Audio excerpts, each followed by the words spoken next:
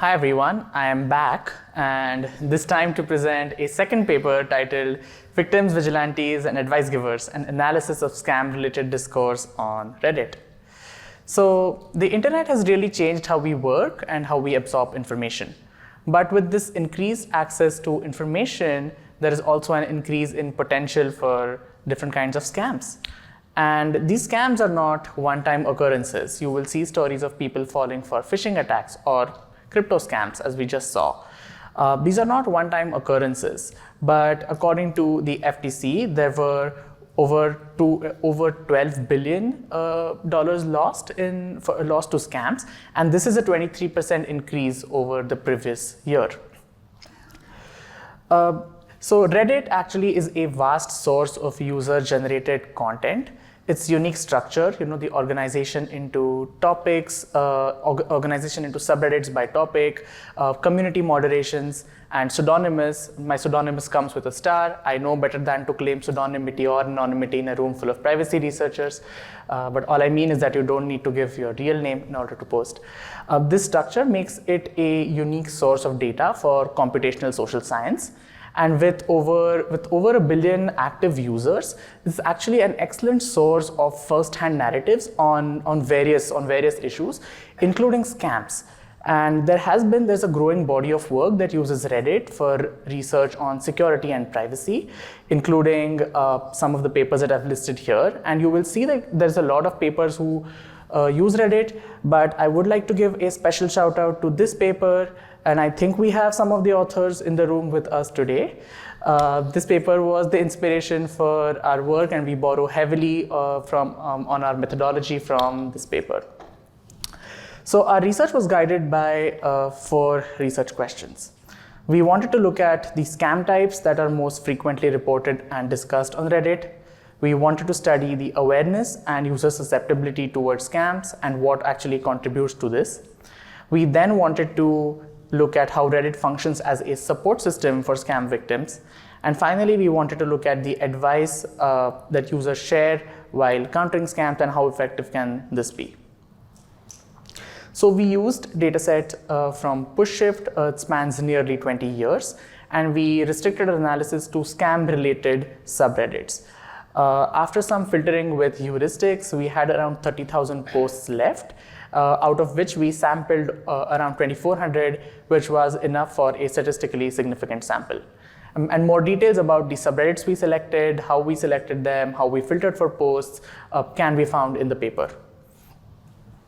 We used open coding and thematic analysis from these Reddit posts, and in order to protect user privacy, we do not release the raw data that we used. It is available via PushShift, but when reporting, we will only paraphrase quotes while reporting, and we also excluded any sort of identifiers like usernames or handles in our analysis.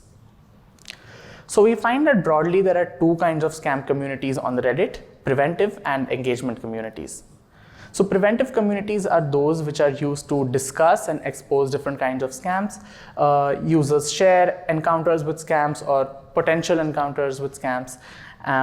They raise understanding about different kinds of scams, and the goal really is to build literacy around up-and-coming scam types.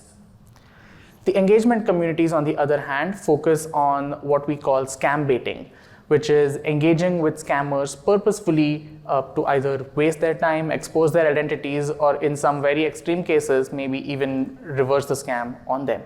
And posts here are focused on how someone did that and how someone could do it, mostly humorous accounts of interactions with scammers.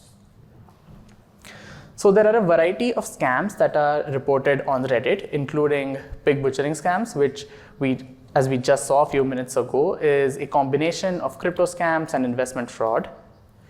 There's phishing, where the scammer will pretend to be a government agency, a friend, or a bank, and trick you into giving away your personal information or sensitive information like passwords or credit card numbers. Tech support scams, where the scammer will impersonate a tech company and trick you into installing a remote access malware on your computer.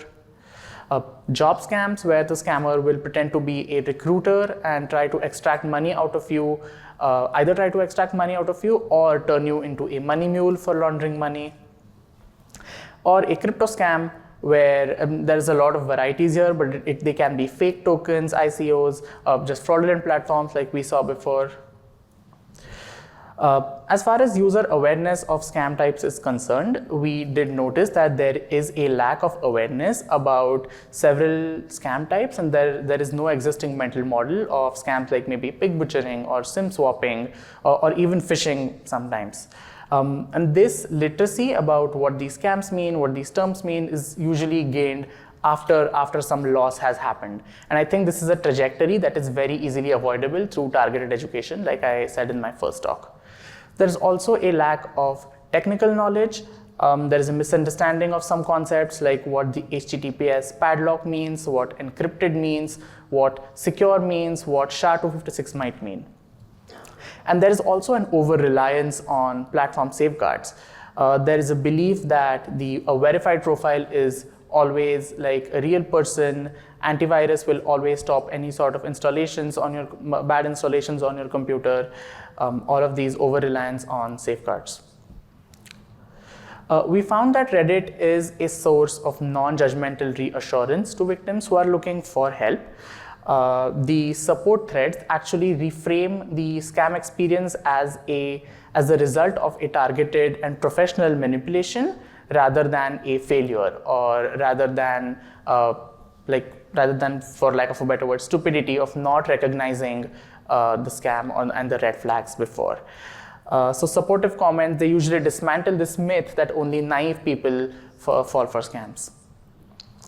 There's also communal validation, because a lot of almost victims will also post screenshots of messages or emails and ask whether this is a scam, and the other posters, the other commenters will often validate their experiences. They will push back on things that the scammers ask, and they will convince people that yes, this is indeed a scam. And this takes away a lot from the sort of the gaslighting and pressure that scammers use in order to trick victims. Beyond empathy, these Reddit threads also offer a source for recovery, actionable guidance. You will often find comments on step-by-step processes on what people can do to maybe secure their accounts, or the proper channels for support requests, or maybe advice for how you can actually have better digital hygiene.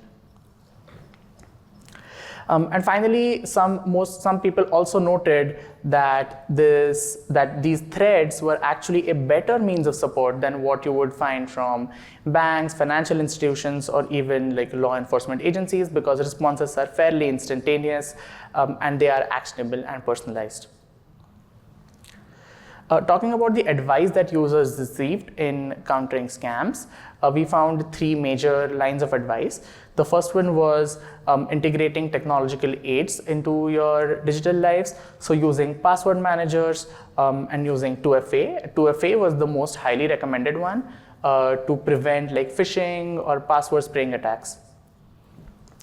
Redditors also emphasized double verification and cross-checking. So if the question does say, is this a scam, then a common Reddit response was to Google the sender email or find out the contact information independently. I'll verify whether this is actually an actual email that came from the source it claims to be. And finally, this advice that people receive is somewhat peer-reviewed. And it's not just blindly accepted, because Reddit has the upvote mechanism, they have a stars and applause mechanism, and this serves as a reputation for the poster. You will also find recovery scammers on these very Reddit threads who try to, if someone posts about their experience with a crypto scam, they will try to quickly claim that either DM or comment saying, I can help you recover your lost $10,000 or whatever. But these communities also quickly flag these recovery scammers. They're reported to the admins, the mods, and they have these bots in place that will give people information about these things.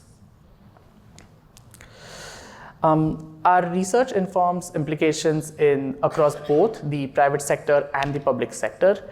On the government and law enforcement agencies, there is a need to invest in more training on scams, social engineering, and crypto scams, which a lot of law enforcement may not have training in investigating. And a reporting system with some guidance for victims will also be useful for quick reporting. There's also a need for public awareness campaigns about emerging scam types, like maybe pig butchering, and maybe integrating education on scams into digital literacy programs might be a good step in that direction. And finally, social media and also tech companies should improve their fraud detection and verification processes. I know this is easier said than done, and also offer maybe clearer reporting pathways and a better collaboration with law enforcement who wants to investigate like certain user reports. Thank you again for listening to me. I'm ready to take any questions that you might have.